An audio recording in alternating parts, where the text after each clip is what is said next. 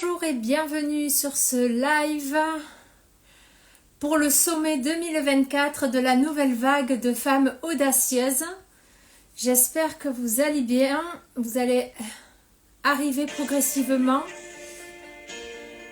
Hop, je vais faire rentrer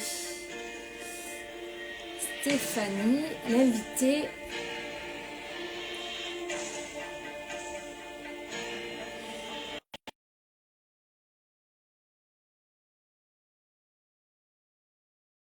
Bienvenue. J'espère que vous allez bien. Vous allez pouvoir nous dire d'où vous arrivez. Je vais commencer à présenter, refaire le début du live pour ceux qui n'auront pas vu ma Hello, présentation. Coucou! ça Comment va? tu vas, Stéphanie? Ça va bien et toi? Ça me fait super plaisir d'être là avec toi, avec vous, en direct.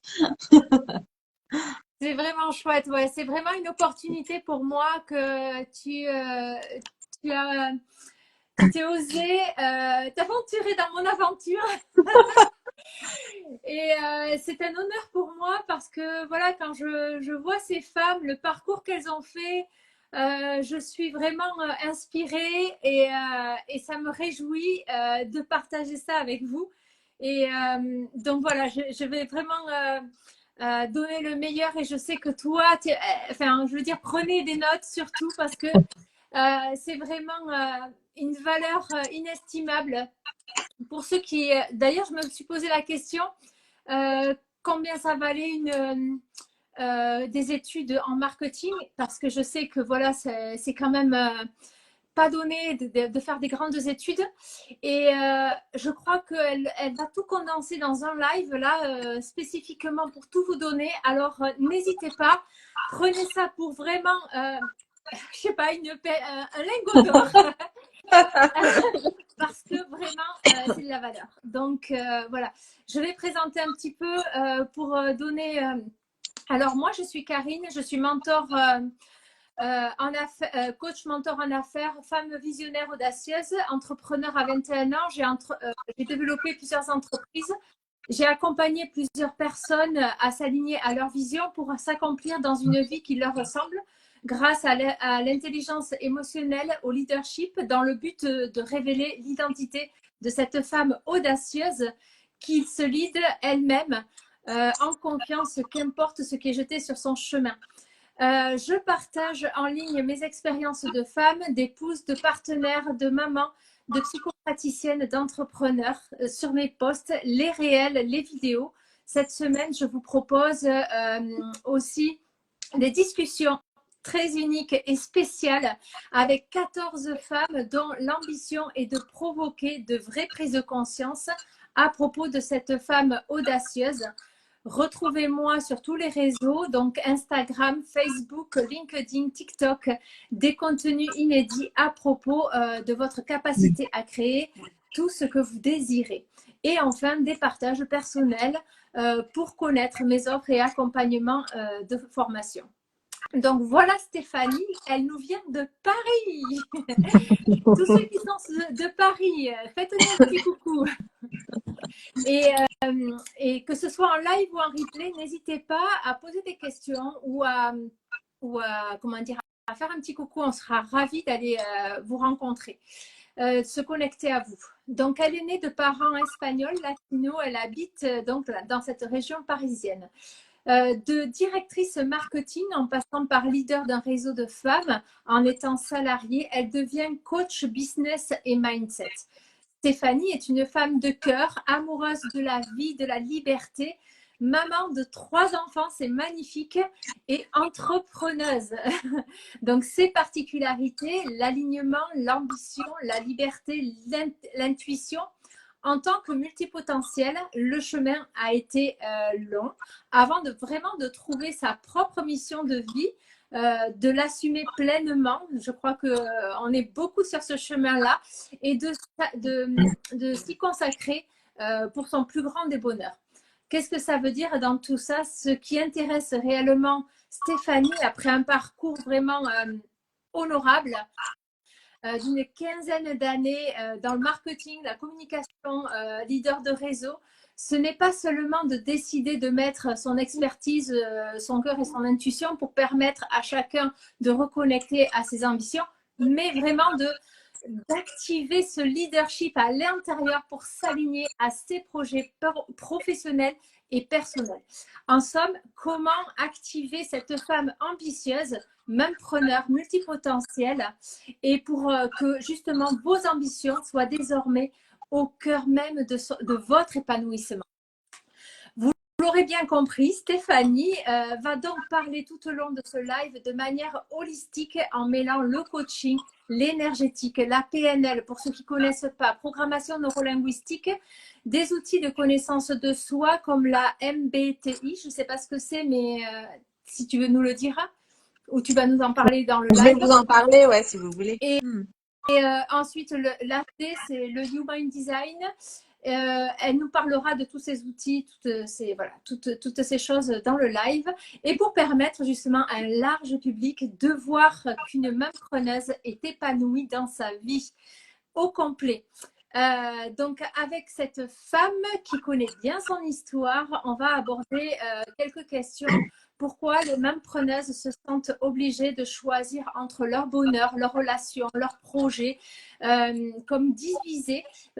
Pourquoi Stéphanie a souhaité partager son histoire de même preneur si nous sommes de nombreuses femmes même preneurs, multipotentielles répondant à des standards limités. Pourquoi y a-t-il si peu de même preneurs qui ont l'audace de trouver sa mission de vie et de l'assumer pleinement pour s'y consacrer et grandir leur bonheur sans crainte.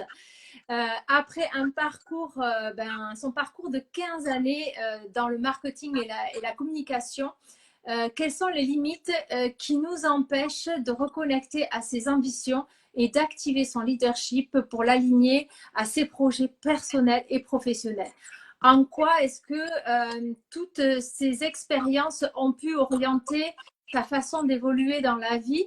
Et est-ce que ce que l'on nous a laissé entendre au sujet des mêmes-preneurs ou de la femme et de l'entrepreneur jusque-là dispense d'approfondir vos ambitions pour vivre au cœur même de votre épanouissement?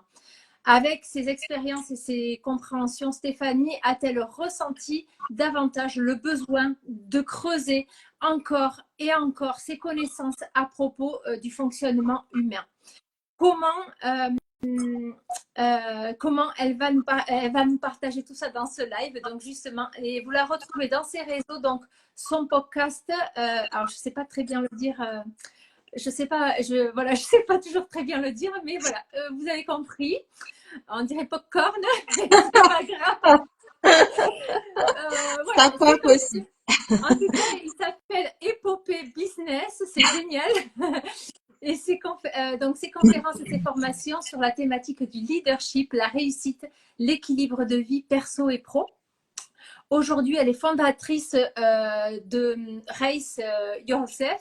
Elle accompagne les entrepreneurs à allier le mindset et la stratégie marketing nouvelle génération pour plus de liberté, d'équilibre en vie pro et perso. Cette conversation, justement, est un trésor. Voilà, prenez le temps de prendre des notes parce que vous allez commencer à identifier des blocages, des limites, des choses qui vous empêchent aujourd'hui de vous réaliser dans vos ambitions pour justement devenir cette femme ambitieuse, audacieuse, pardon, même preneur multipotentiel. Donc, si vous sentez des petites contractions dans le corps, c'est justement là qu'il faut aller creuser un peu plus. Et n'hésitez pas à aller voir Stéphanie qui, justement, vous aidera à détendre ces parties-là.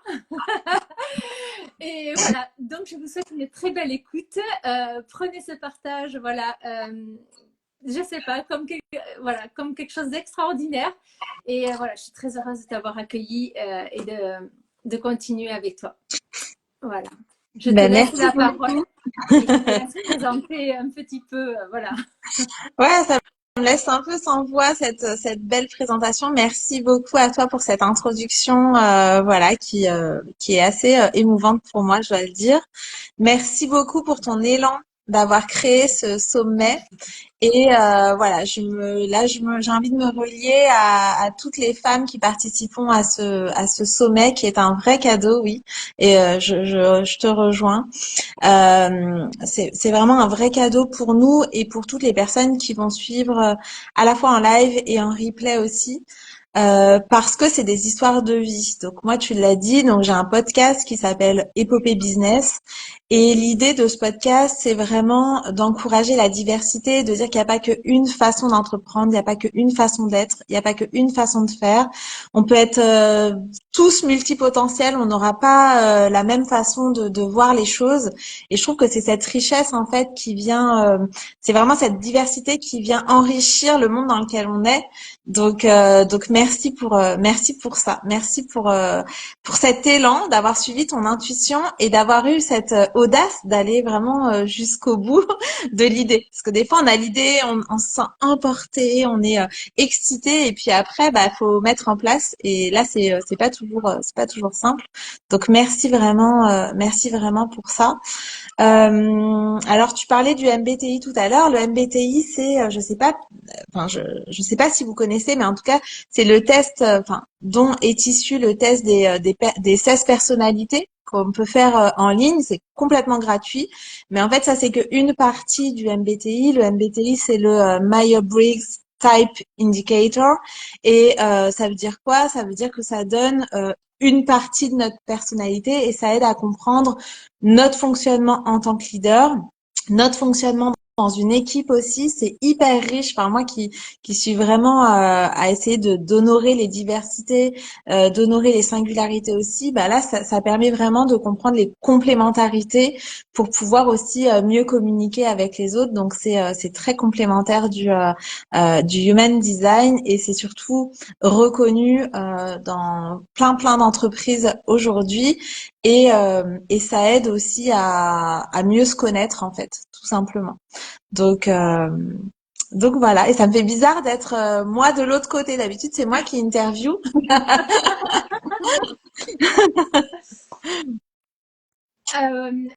Oui, donc tu es partie à la base du marketing, de la communication, donc une voie classique. Et qu'est-ce qui t'a amené à creuser qu'est-ce qui a dans ton évolution, qu'est-ce que tu as rencontré?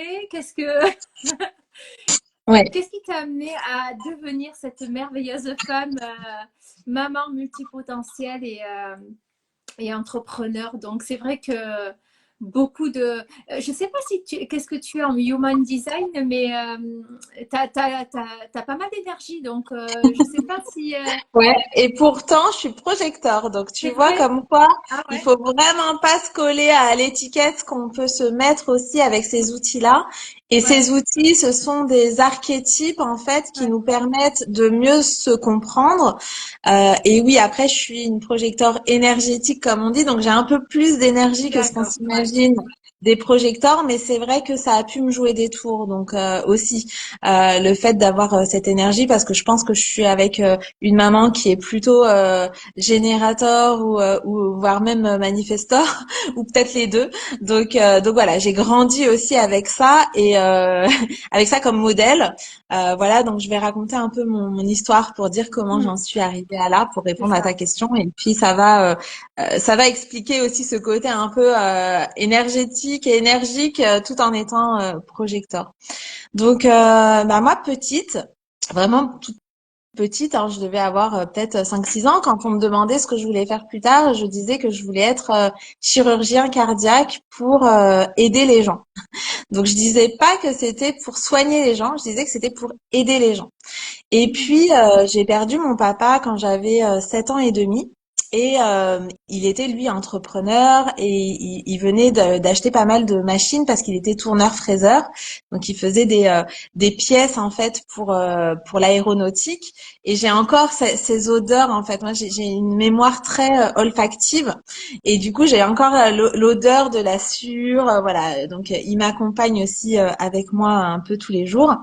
Et j'avais un petit frère qui avait 4 ans et demi à l'époque et du coup ma mère pour pouvoir subvenir aux besoins hein, de nous deux, plus l'emprunt qu'il y avait sur l'appartement, plus l'emprunt qu'il y avait sur les machines justement de mon père à ce moment-là, fallait rembourser les associés, l'associé principal.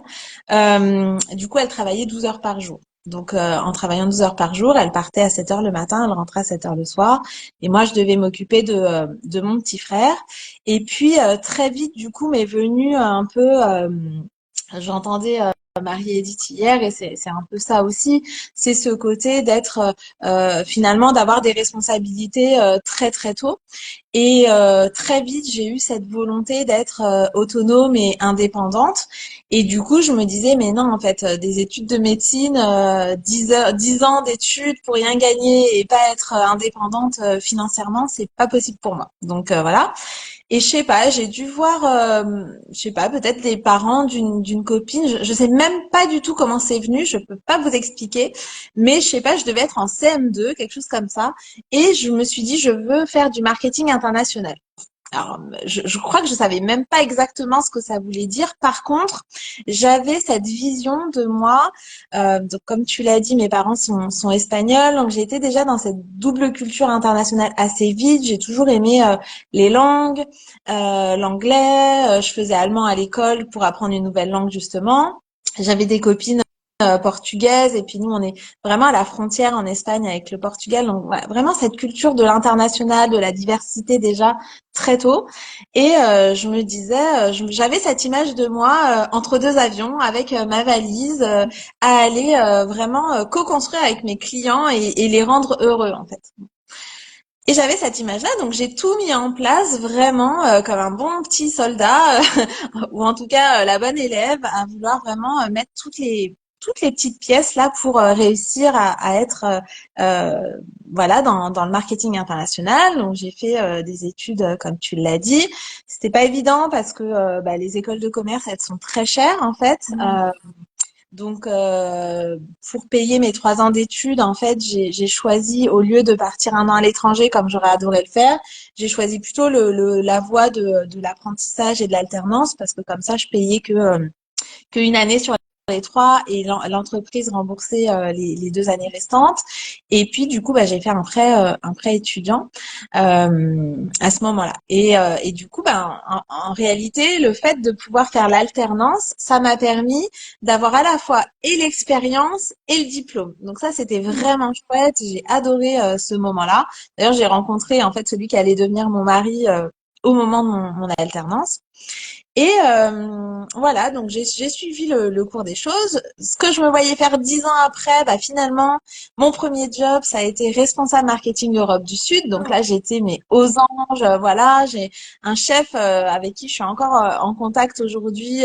Plus de ça va bientôt faire 20 ans. Euh, et même quand je suis partie, on est resté en très bon contact. J'ai adoré ce que j'ai fait. Donc j'ai fait ça pendant, tu l'as dit, près de 15 ans dans différentes entreprises qui étaient des entreprises américaines, mais toujours avec ce côté un peu de liberté. Parce que quand j'étais petite, donc je l'ai dit tout à l'heure, je voulais être médecin pour aider les gens et aussi parce que je savais que ça, je pouvais le faire de n'importe où. Voilà, et c'était ça aussi qui m'animait un peu, c'était cette liberté de mouvement, d'action, d'endroit où je pouvais vivre. Et et là, en fait, en étant dans les boîtes américaines, j'ai pu faire du télétravail très très tôt finalement, beaucoup plus que voilà. Là, on a attendu presque le Covid pour se lancer là-dedans, alors qu'en réalité, moi, j'ai pu le faire vraiment rapidement.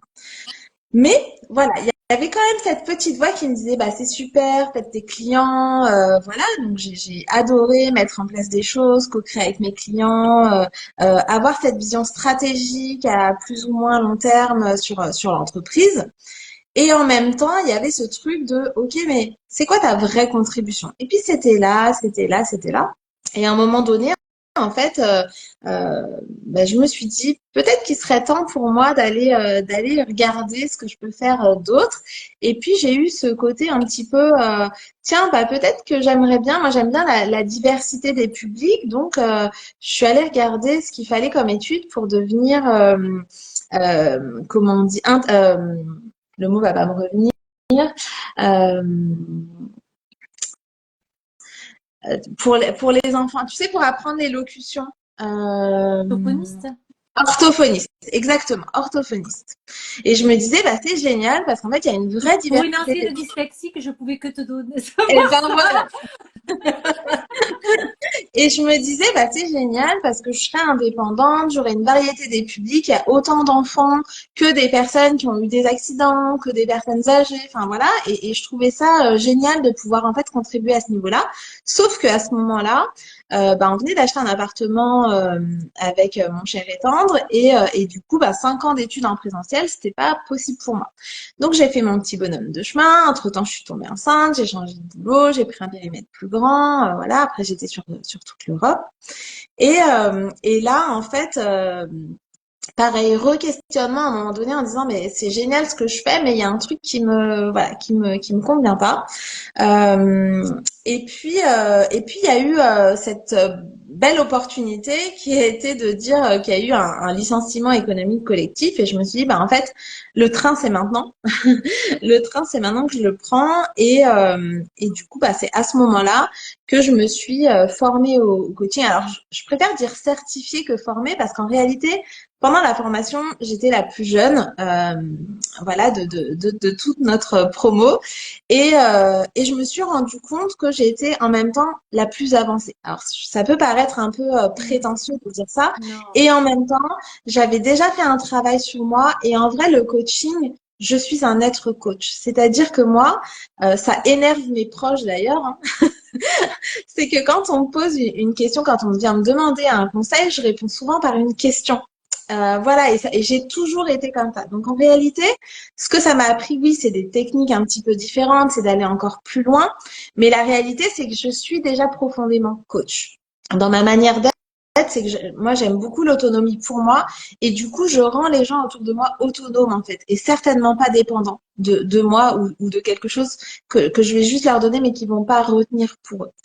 Et voilà, donc je me suis certifiée à ce moment-là. J'avais rencontré pendant mes études d'école de commerce un hypnotiseur et j'avais beaucoup accroché avec l'hypnose. Donc je me suis formée aussi à l'hypnose ericksonienne que j'ai transformée pour faire ma propre pratique après, qui aujourd'hui est plus orientée hypnose humaniste. Et en tout cas, voilà, tout ça. Je me suis formée à la programmation neurolinguistique et je me suis dit, bah ok, ça va être facile pour moi puisque je suis leader d'un réseau de 480 femmes dans mon entreprise. On parle de leadership, on parle de mixité, on parle de tous ces challenges-là à relever pour les femmes dans l'entreprise. Donc, ça va être facile pour moi de venir coacher ces femmes. Pas du tout. C'est pas du tout comme ça que ça s'est passé. Et c'est pour ça aussi que c'est important de mettre l'accent sur le réseau. Je trouve qu'on parle pas assez du réseau. Donc moi, tu l'as dit, donc je suis projecteur. Je suis quelqu'un, on dirait que j'ai de la facilité. J'ai eu mes études. On dirait que j'ai de la facilité comme ça à me montrer et à parler.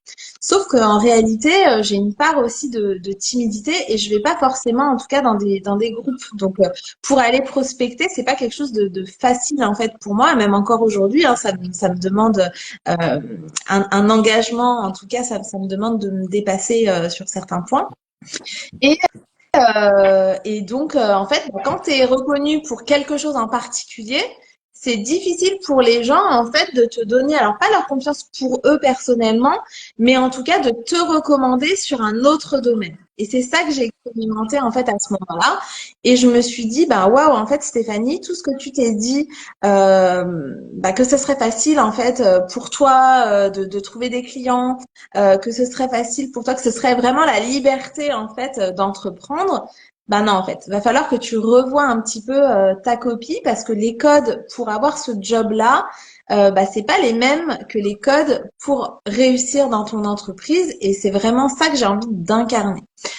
Donc, bah j'ai revu tout ça, donc je suis repartie de zéro en termes de réseau. Voilà, j'ai dû me recréer complètement un réseau. Donc jamais on repart de zéro, hein, même quand on se reconvertit. Je dis souvent ça à mes clients, c'est on part vraiment riche de ses valises, de tout ce qu'on a dans ses valises, de tout ce qu'on a appris. Évidemment qu'aujourd'hui, le fait d'avoir été directrice marketing, ça m'amène tout un monde des possibles pour aider mes clients dans leur entrepreneuriat avec des stratégies marketing et de les adapter aussi au goût du jour parce qu'aujourd'hui, on ne fait plus du marketing comme on le faisait il y a 15-20 ans. Aujourd'hui, on est vraiment dans la proximité client et c'est ça, en fait, qui va faire toute la différence. Et donc, j'ai dû réapprendre tout ça. Et pendant le Covid, c'est là où, paradoxalement, où j'étais 24 heures sur 24 avec mes enfants, donc on était 5 dans un appartement enfermé, et je me suis jamais sentie aussi seule, en réalité. Parce que, en fait, je me sentais pas comprise. Moi, j'ai lancé mon entreprise, j'étais enceinte de mes jus mixtes, donc j'ai 3 enfants, j'ai un grand entre guillemets de 11 ans qui est là rentré au collège cette année, et j'ai des jus mixtes, donc un jumeau garçon-fille qui vont avoir 6 ans. Et moi, mon entreprise, elle a 6 ans. Donc, j'ai eu 3 bébés, en fait, la même année. Et du coup, pendant le Covid, donc eux, ils avaient ouais 2 ans, 2-3 ans, et du coup, en fait, je me sentais pas comprise parce que j'avais des amies qui étaient mamans, mais salariées. J'avais des amies qui étaient entrepreneuses, mais pas mamans. Enfin voilà, et en fait, j'avais l'impression que personne pouvait me comprendre en réalité dans ce que je vivais à ce moment-là où j'étais hyper tiraillée entre être présente pour mes enfants et profiter de ce temps-là finalement que nous offrait le Covid, de pouvoir partager ces moments avec eux. Et en même temps, le lancement de mon entreprise, j'avais un cabinet à cette époque où je faisais des séances d'hypnose en cabinet. Et en fait, je me disais, mais comment je vais faire en fait? Parce que là, j'arrive pas à développer mon business. Voilà. Et en réalité, ça a été une vraie opportunité pour moi parce que ça m'a appris que je pouvais faire des séances d'hypnose en visio, voilà, chose que je ne pensais pas. Ça m'a appris aussi que, bah, en vrai, j'avais pas envie de faire des séances d'hypnose pour faire des séances d'hypnose et donc de créer ma propre pratique de coaching holistique où je mêle les différents outils. Et c'est ça que j'ai envie de partager aujourd'hui comme je dis, les multipotentiels. Pour moi, les multipotentiels, on les presque un peu tous, mais c'est vraiment cette idée d'aimer faire plusieurs choses, de pas être forcément focalisé que sur une chose. Et moi, la plupart de mes clients le sont. Et souvent, ce dont ils ont peur, hein, c'est de choisir parce qu'ils ont tellement entendu que choisir, c'était renoncer. Que du coup, le fait de se mettre sur une chose, en fait, pour eux, ça, c'est angoissant. C'est tellement angoissant. C'est comme s'ils se coupaient d'une partie d'eux-mêmes. Alors que moi, je leur dis, mais non, en fait, choisir, c'est agir en conscience, c'est choisir ce qu'on va faire en premier. Ça ferme pas les autres portes, c'est juste à un moment donné, c'est important d'être focus pour aller au bout. Mais après, on peut faire plein de choses différentes en réalité.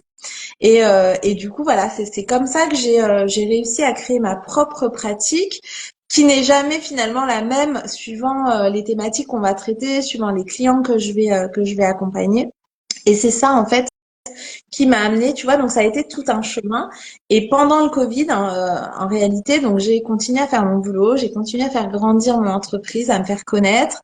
J'ai écrit un livre qui s'appelle Je suis preneuse et je suis en vie pour justement montrer que, bah non, l'entrepreneuriat, c'est pas un Eldorado. Que on entreprend en se disant ouais, je vais être libre, je vais être mon propre patron, je vais choisir ci, je vais choisir ça, et très vite on peut aussi s'enfermer dans une autre cage dorée.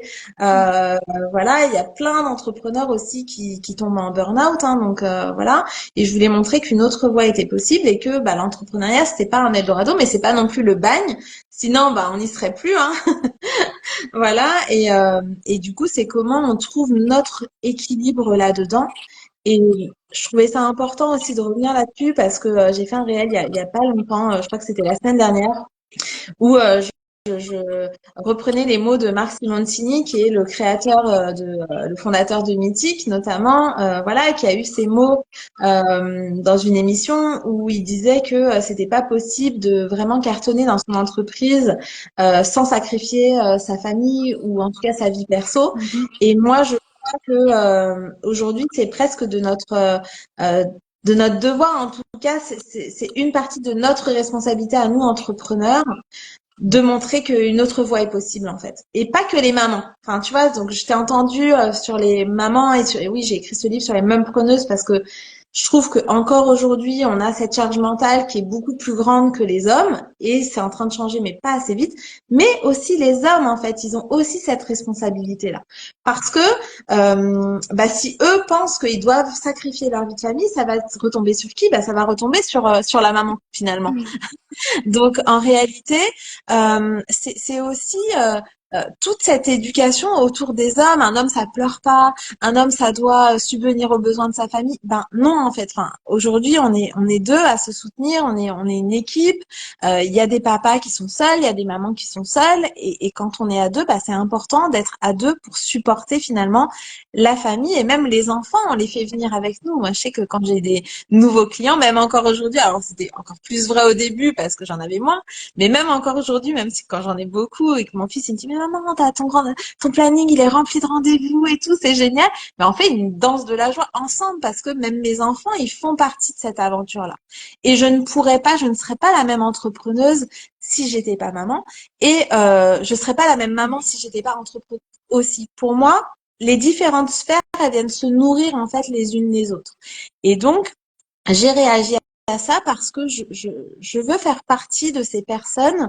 Je les vois, les jeunes. Moi, j'accompagne beaucoup d'entrepreneurs, mais j'accompagne aussi des gens qui sont salariés, notamment dans leur reconversion avec des bilans de compétences. Et je les vois aussi, ces jeunes qui arrivent sur le marché du travail. J'interviens moi-même en école de commerce où j'accompagne des jeunes en alternance qui sont dans les entreprises.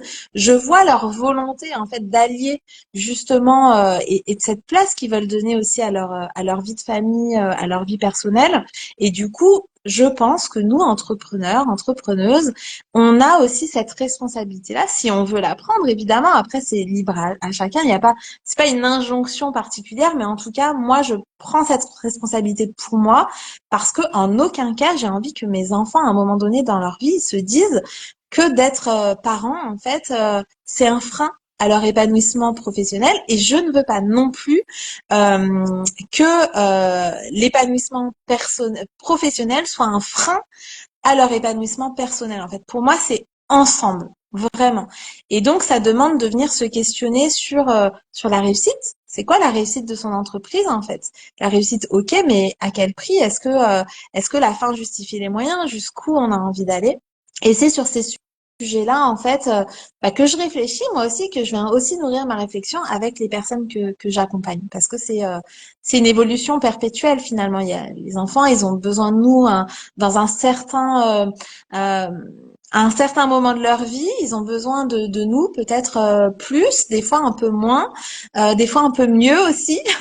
Voilà, et c'est une évolution finalement permanente. Et je voudrais ajouter aussi quelque chose, puisqu'on parlait de marketing, c'est que pour moi, le marketing de la nouvelle vague, c'est qu'on a beaucoup parlé pendant très longtemps du côté win-win, que on doit même quand on postule, même quand on n'est pas entrepreneur, hein, quand on est salarié, quand on va à un entretien d'embauche, il faut que nous on soit gagnant et que l'entreprise elle soit gagnante. Quand nous on est avec nos clients, il faut que nous on soit gagnant et nos clients soient gagnants. Mais en fait, ça c'est dépassé. Aujourd'hui, on est dans le win-win-win. C'est-à-dire qu'en fait, il faut qu'on réfléchisse ensemble à comment on va faire gagner nos clients ou les clients de nos clients, à comment on va impacter les clients de nos clients et le monde en fait plus largement en réalité. Parce que c'est ça en fait, notre impact il va être là. C'est là qu'on va trouver du mieux. Et c'est là-dedans que moi j'interviens, c'est ok, qu'est-ce que toi tu proposes qui est bien pour toi, ok, qui est bien pour ton client, mais en quoi ça va servir en fait les clients de ton client. Et là, on va vraiment un cran plus loin. On va vraiment venir raffiner. Et pareil pour les gens qui cherchent un job, c'est de se mettre déjà du côté du recruteur. Donc déjà, on est déjà une team et de se dire, bah, OK, comment ensemble, qu'est-ce qui fait que toi plus moi, que ensemble, eh ben, on va apporter plus de valeur que si on était chacun dans notre coin. Et je crois que vraiment, ça, c'est la vraie différence avec le marketing d'avant. Ouais, c'est très beau ce que tu racontes parce que je veux dire, c'est pas que toi, en fait. Tu fais pas seulement les choses pour toi, mais justement pour au-delà de toi, c'est-à-dire pour la personne, bien sûr, qui vient à toi et qui vient travailler, mais pour le reste qui va derrière. C'est l'effet papillon. Exactement. Et en vrai, on a tous ça. Enfin, souvent, j'ai des gens qui me disent oh, j'aimerais avoir plus de sens dans mon métier ou dans mon business, donner plus de sens à mon business, réorienter mon business. Parce que moi, j'ai souvent soit des gens qui se lancent, soit des gens qui sont en train de pivoter parce qu'ils sentent qu'ils se sont enfermés aussi dans leur business et ils ont besoin de retrouver plus de liberté et un meilleur équilibre. Et en réalité, je leur dis ok, mais euh, donc, tu veux un truc qui ait plus de sens pour toi? Oui, évidemment que ça passe par là. Parce que si toi, tu t'enlèves de l'équation, ça marche pas non plus. Mm. Mais nous, ce qu'on va aller chercher, c'est, OK, comment on va venir servir au mieux tes clients? D'accord? C'est ça qu'on va aller travailler ensemble. C'est qu'est-ce que tu veux pour tes clients? Qu'est-ce que tu veux pour le monde? Et comment toi, tu rentres là-dedans et comment c'est au plus juste pour les trois niveaux? Et donc, ça m'implique moi aussi dans cette relation-là. C'est OK, bah, comment moi je rends mon client autonome. L'idée, c'est pas qu'il soit dépendant de moi et qui doivent venir me voir à chaque fois qu'il ait besoin de se repositionner. Non, c'est comment je vais le questionner assez pour que lui, il trouve les billes pour faire au mieux pour lui et aussi pour ses clients et pour les clients de ses clients. Enfin voilà, c'est vraiment ce côté-là. Et des fois, les gens, ils disent, bah, j'aimerais avoir plus de sens. Et je leur dis, mais ok, on va travailler là-dessus, mais comment déjà tu peux te rendre compte, t'arrêter là juste 2 secondes et réfléchir. Et je vous invite vraiment à le faire aussi en live et vous dire et en replay et de vous dire à aujourd'hui, ok, dans ce que vous faites, dans ce que vous êtes, à quel point vous contribuez déjà. À quel point vous contribuez déjà. Moi, j'ai été faire du coaching dans une entreprise, un organisme de formation qui formait sur la petite enfance, en fait, les personnels de la petite enfance et du personnel de maison. Et je leur dis, mais les filles, vous vous rendez même pas compte, en fait, euh, à quel point vous contribuez, parce qu'en fait, quand vous vous occupez des enfants des autres, qu'est-ce que ça permet, en fait, aux enfants déjà, de se sentir mieux, de se sentir bien, de se sentir en sécurité. Ok, si les enfants se sentent bien en sécurité, comment se sentent leurs parents à votre avis? Bah, ils se sentent aussi plus libres de pouvoir travailler. Si eux, ils travaillent, bah, à quoi ils contribuent eux? Et en fait, en étant juste qui on est, le balayeur de rue, en fait, à quoi ils contribuent à avoir des rues plus propres et du coup, des gens bah, beaucoup plus souriants dans la rue. Enfin voilà. Et en réalité, on n'a pas besoin de chercher à contribuer plus. C'est juste déjà s'arrêter et de se dire en quoi je contribue déjà. Et c'est un peu la tâche d'huile dont tu parlais tout à l'heure. C'est vraiment cet effet de ricochet, de se dire, bah, en fait, juste en étant qui je suis, je contribue déjà et comment je peux m'en rendre compte déjà à ce stade-là, juste en faisant rien de plus. Et après, oui, bien sûr que je peux faire encore plus. Mais déjà, à aujourd'hui, comment je me rends compte de ça? Comment je me rends compte que mes mots, ils ont un impact? Comment je me rends compte que mes actes ont un impact, que mon énergie aussi a un impact. Donc quand je suis hyper négative, ok, ben ça a un impact aussi sur les gens qui m'entourent. Donc comment je peux avoir conscience de ça pour l'ajuster à ce que moi j'ai envie que ça devienne finalement. Est-ce qu'ils, c'est juste magnifique ce que tu partages parce que justement, la contribution est le sens qui est le sens de la vie pour tous. Et du coup, c'est vrai que, comme tu dis, un petit bébé qui se sent bien en sécurité, ben, dans sa famille, ils se sentent bien et bien sûr, ils se sentent libres, mais ils se sentent, comment dire, bien de savoir aussi que leur enfant est dans de bonnes mains. Il y a tellement de choses comme tu as pu dire, c'est juste, comment dire, c'est pas que soi, en fait, même si on reprend la main sur soi pour se recentrer, pour sentir où est notre mission de vie, c'est la mission de vie. Je vais te laisser parler là-dessus pour expliquer qu'est-ce que c'est réellement une mission de vie, parce qu'on entend dans le développement personnel mission de vie. Moi, je me suis perdue à un moment donné, et peut-être que voilà, toi, tu vas savoir donner et éclairer les gens là-dessus. En réalité, enfin, je pense que ça peut être très contraignant aussi la mission de vie. C'est-à-dire de rechercher à tout prix de mettre des mots sur la mission de vie.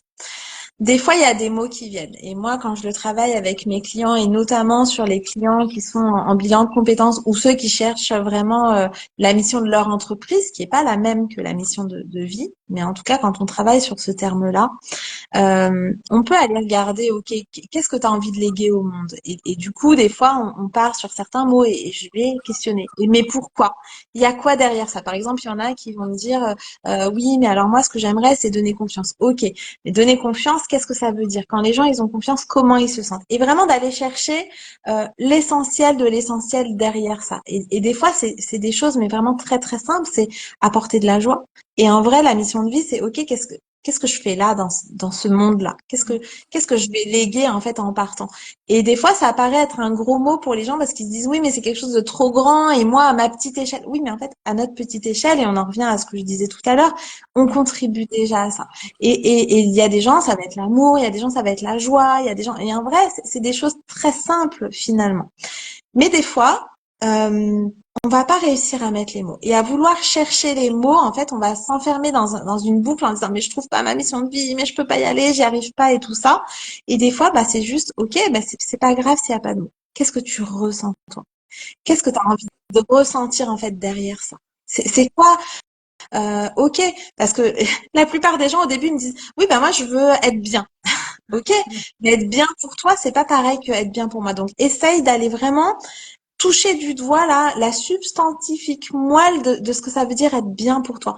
Il y en a pour qui être bien, c'est sentir excité. Il y en a pour qui être bien, ça va être serein. Il y en a pour qui être bien, ça va être joyeux. Il y en a pour qui être bien, ça va être léger. Voilà. Et du coup, d'aller vraiment regarder, soit on a les mots et c'est génial parce que tout de suite on arrive à voir ce qu'il y a derrière, soit c'est vraiment de se connecter à son cœur, s'arrêter 2 minutes et te dire bah j'ai plus l'habitude d'écouter mon corps. Je sais que toi aussi, enfin c'est important pour toi aussi d'écouter son corps et ouais c'est revenir dans son corps et de dire bah la dernière fois que je me suis sentie bien, comme tel que moi j'imagine ce que c'est qu'être bien, comment je me suis sentie à l'intérieur de moi. Ok, bah c'est ça que j'ai envie de ressentir. Ma mission de vie elle est là, c'est de ressentir ça le plus souvent possible et je fais confiance que si moi je ressens ça, bah c'est ça que je vais rayonner autour de moi et c'est comme ça que les gens vont se sentir en ma présence en réalité. Et ça suffit. Des fois, il n'y a pas les mots en fait. Des fois, il n'y a pas les mots et quand on cherche vraiment à caler des mots sur quelque chose, ben des fois, ça peut être plus frustrant et angoissant qu'autre chose. Des fois, les mots sont pas là et des fois, ils viennent après ça. C'est-à-dire, on a ressenti et puis on se dit, ah tiens, effectivement, quand je dis ce mot-là, c'est ça qui, c'est ça qui me rend comme ça. Peut-être qu'ils ont des questions à te poser. N'hésitez pas à poser Ouais, des questions si vous avec avez plaisir. des choses à poser à Stéphanie. Elle sera ravie de compléter.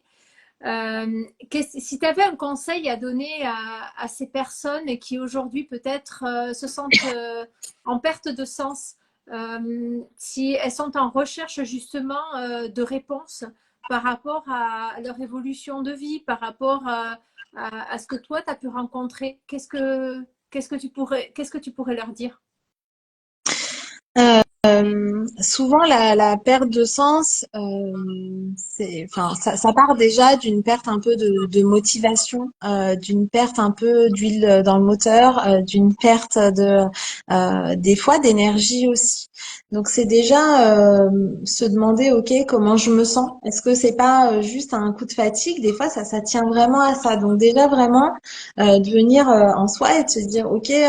Qu'est-ce qui m'arrive là en ce moment? Est-ce que je suis fatiguée? Est-ce que j'ai des choses déjà à changer en fait à ce niveau-là pour me sentir mieux dans mon corps, vraiment sincèrement. Et puis après, euh, c'est ne pas attendre de trouver du sens. C'est de dire, OK, qu'est-ce qui a déjà du sens à aujourd'hui en réalité? Qu'est-ce qui est déjà là? Et du coup, ok, bah ça, et c'est ça qui me fait vibrer aujourd'hui. Et se demander, ok, bah c'est ça qui me fait du bien aujourd'hui. Bah si c'est ça qui me fait du bien aujourd'hui, ok, comment je peux en apporter encore plus demain? Et souvent, quand on se pose ces questions-là, et encore une fois, des fois, ça revient à des choses très très simples. Hein. C'est ok, si moi mon élan, mon moteur, c'est la joie. Ok, dans quel moment ressens déjà de la joie aujourd'hui? C'est quoi ces moments qui me procurent de la joie? Ok, comment je peux en vivre déjà aujourd'hui? Comme ça, je suis pas dans l'attente de demain et dans la frustration de ce que j'aurai demain. C'est déjà, je le vis déjà aujourd'hui. Ok, comment je peux vivre encore plus? Qu'est-ce qui me procure plus de ça? Et des fois, on va trouver. On va trouver en se ralliant des fois, par exemple, ce qui nous met en colère.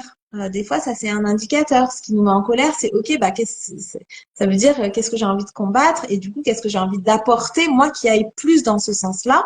Des fois, donc ça va venir vite. Et puis des fois, ça va prendre un petit peu un chemin où on va tester les choses. On va dire bah tiens, ce qui a du sens pour moi, c'est peut-être, j'en sais rien. D'être bénévole pour une association. Ça peut être, enfin voilà, tout ne part pas forcément non plus de sa vie pro et de son entreprise et tout ça. Des fois, c'est des annexes aussi et de se dire, parce qu'il y a du sens pour moi. Bah là, tu vois, par exemple, hein, un truc tout bête, mais voilà, ça m'a fait réagir quand j'ai entendu Marc Simoncini dire ça l'autre jour. Je me dis, mais non, en fait, non, bien sûr qu'une autre voie est possible. Et donc, je sens que le sens pour moi, il vient s'ancrer encore plus là, tu vois, où je l'avais un petit peu perdu de vue ou mis de côté, ou même si ça a toujours été présent, l'équilibre vie pro, vie perso, chez moi, dans ma manière d'accompagner, bah là, j'ai encore plus envie de le mettre sur le devant de la scène, tu vois. Et ça a du sens, ouais, d'incarner en fait cette personne-là, de pouvoir le transmettre autour de moi, pour moi, mais aussi pour mes enfants. Et il y a un autre truc, moi, qui m'aide énormément dans cette, j'ai pas trop envie de dire cette quête de sens, mais en tout cas dans ce qui compte au quotidien, c'est ok. C'est quoi les croyances pourries que je peux avoir? Et là, c'est là que ma vie de maman m'aide énormément. Et si vous n'avez pas d'enfants, c'est pas grave parce que vous le faites pour vos futurs enfants si vous en voulez, ou pour vos neveux et nièces si vous en avez, ou pour juste vos amis. En tout cas, ça m'aide de me dire, ok, si je veux pas que mes enfants ils aient cette croyance pourrie aussi que j'ai moi, qui m'est venue de mon éducation, enfin de plein de choses, de mes blessures, de tout ça. Si je veux pas que mes enfants ils aient cette croyance pourrie, bah ça me demande à moi de l'incarner. C'est-à-dire que déjà, ça me demande d'aller trouver des preuves extérieures que, bien sûr, ça existe. Et si jamais j'ai trop de résistance, que mon mental me met trop de résistance à ça, bah, c'est à moi de l'incarner en fait. C'est à moi d'être cet exemple-là. Et mes enfants, ça veut pas dire qu'ils le feront et qu'ils auront cette nouvelle croyance que moi j'aurai. Ça veut pas dire ça du tout et c'est pas ce que je leur demande. Par contre, ça leur montre que c'est possible. Et ça suffira pas de leur dire, tu sais, c'est possible parce que machin, il le fait. Si moi, je l'incarne pas, ils vont pas le croire en fait. Donc ça me demande à moi, voilà, et tu vois, on en revient un petit peu à ce côté de d'audace. Moi, ce qui m'apporte aussi des fois l'audace et le courage en fait de faire ce pas-là, c'est de me dire, ok, bah quel exemple j'ai envie d'être pour mes enfants. Quelle croyance j'ai envie qu'ils croient possible à partir de maintenant. Et du coup, ben même quand j'ai un peu peur et tout, je me dis, ben en fait, j'y vais pour ça parce que je suis moi. Ouais, c'est un peu cette responsabilité d'exemplarité qu'il y a derrière ça. Et ça, bah, c'est un vrai moteur. Oui, parce que tu n'as pas forcément eu un chemin tout tracé. Tu as été te le chercher, te le construire, te le déchiffrer justement pour comprendre à chaque fois quel était le sens pour toi de ta vie. Et à chaque fois, chaque petit pas, chaque jour qui vient, ben, tu te découvres encore plus. Ouais. Et puis quand on a des difficultés parce que bah non c'est pas toujours linéaire et on l'a vu enfin voilà on va le voir là avec les 14 femmes de ce sommet mais pas que évidemment que notre vie elle est pas linéaire et qu'on a tous des galères à un moment donné et que voilà je crois que ce qui m'aide vraiment profondément c'est et pour moi c'est la clé de tout c'est l'intention en fait c'est quelle conscience on met derrière ce qu'on fait et rien que ça donne du sens en fait c'est de dire ok bah là, j'ai un truc qui fonctionne pas. Ok, mais pourquoi je le fais vraiment? Est-ce que c'est vraiment quelque chose qui a du sens pour moi? Est-ce quelque chose que j'ai vraiment envie de léguer? Ou est-ce que je le fais par ego, par envie de plaire, ou peu importe la raison que je mets derrière, mais c'est quoi la vraie intention qui est derrière? Et si c'est une intention que j'ai encore envie d'honorer, bah, j'y vais en fait. Et je continue. Même si ça marche pas du premier coup, c'est pas grave parce que je sais pourquoi je le fais. Moi, mes enfants, Eva et Lucas notamment, je les ai eus avec une FIV. Bah ouais, c'est un peu un parcours du combattant et franchement, c'est des hauts et des bas en permanence. Enfin, pour moi, c'est un vrai parallèle avec la vie aussi d'entrepreneur. Hein. C'est vraiment les montagnes russes émotionnelles. Et c'est ok, mais pourquoi je le fais en réalité? Qu'est-ce qui compte le plus pour moi là? C'est pas avoir des enfants pour avoir des enfants, c'est ok, qu'est-ce que j'ai envie de vivre dans ma vie, qu'est-ce que j'ai envie de ressentir? Et au-delà de ça, c'est ça marche ou ça marche pas, mais moi, je sais que j'ai tout fait. J'ai fait tout ce qui était en mon pouvoir pour aller au bout de ce que je m'étais fixé, en fait. Et ça, bah, ça n'a pas de prix, quoi.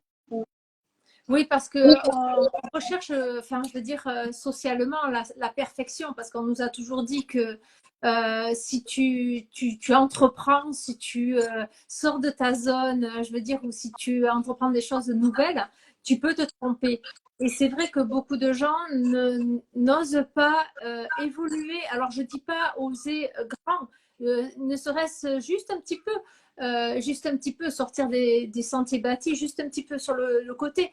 Mais parce que s'il se trompe, comme tu as dit, ce n'est pas grave. J'apprends des choses sur ça parce que justement, je devais connaître ces choses-là qui vont m'amener justement à ce que je souhaite. D'ailleurs, celui qui a créé l'ampoule, il a essayé des milliers de fois, non, mille et une fois. Mille et une fois. C'est Ouais. Thomas Edison et moi j'ai travaillé, enfin ma dernière entreprise c'était General Electric. Donc Thomas Ah, Edison était le fondateur de General Electric. Donc ouais c'est ça, et il dit pas j'ai échoué 1000 fois, il dit en fait j'ai testé 1000 fois en fait de trouver et puis la mille et unième fois c'était la bonne et je crois profondément que quand on échoue c'est aussi qu'on s'arrête plus vite trop tôt des fois et surtout que euh, euh, que plus vite on échoue, plus vite on se relève quoi. Et en fait, nous en France, c'est un peu dans la culture aussi que échouer c'est mal, c'est s'être trompé, c'est vraiment on est à terre et on nous laisse à terre, alors qu'aux États-Unis, on dit même dans les entreprises, au contraire, hein, d'avoir fait plusieurs faillites et de dire bah limite on fait plus confiance à ceux qui ont déjà fait ouais. faillite parce que on sait qu'ils ont appris de leurs erreurs et que du coup ils vont moins les refaire. Alors qu'en France, c'est si tu fais faillite une fois, ok, il faut remontrer patte blanche. Enfin voilà, c'est vraiment tout un système comme ça. Et moi, je me retrouve beaucoup plus dedans. Ouais, échouer, c'est s'arrêter trop tôt pour moi. Et en fait, j'ai cette phrase que j'aime beaucoup qui est que bah si on ne plante pas, si on se plante pas, on ne pousse pas. C'est comme, c'est comme dans la nature. Oui, si on se plante pas, on ne pousse pas. Donc c'est vraiment, les enfants, avant de marcher, ils tombent au minimum 2000 fois.